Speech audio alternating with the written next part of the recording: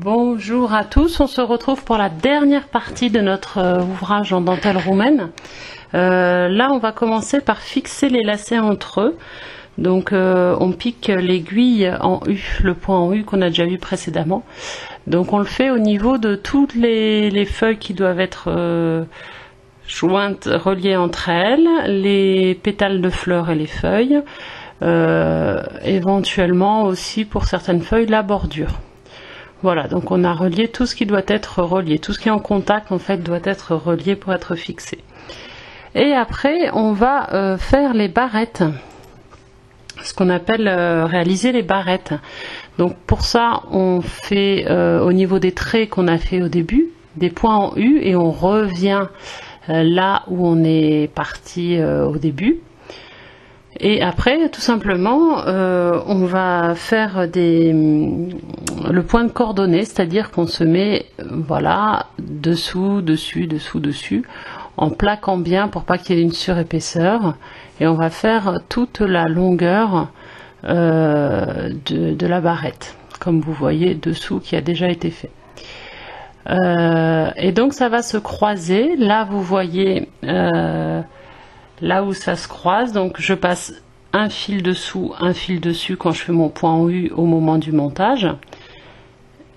Il faut que ça enlace en fait la barrette précédente et on revient au point de départ et après on va commencer notre point de coordonnée classique. Voilà notre point classique. Quand on va être au milieu, on va faire 2 tours dans un sens et 2 tours dans l'autre sens en alternant. Voilà le résultat, il y en a un qui sera au-dessus, en dessous, au-dessus, en dessous. Et donc voilà ce que ça donne en résultat. Toujours la réalisation des barrettes. Je vous montre pour terminer le fil. Pour terminer, oui, arrêter le fil, pardon, plutôt que terminer. Donc on arrête. Donc comme classique, on va passer sous les mailles du lacet. Et on va couper. D'où l'importance d'avoir un lacet quand même bien fait à la base pour pouvoir bloquer tous nos fils. Parce que du coup, ça bloque quand même beaucoup de fils.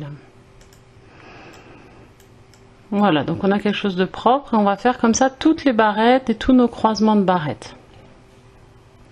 Si vous voulez avoir plus d'infos, voilà le résultat final. Si vous voulez avoir plus d'infos sur le croisement des barrettes, vous pouvez le voir sur un short que j'ai fait sur les croisements des barrettes. Ça s'appelle croisement de barrettes.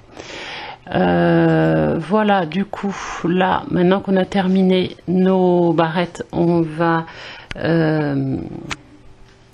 faire relier les lacets de la bordure entre eux avec un point de zigzag.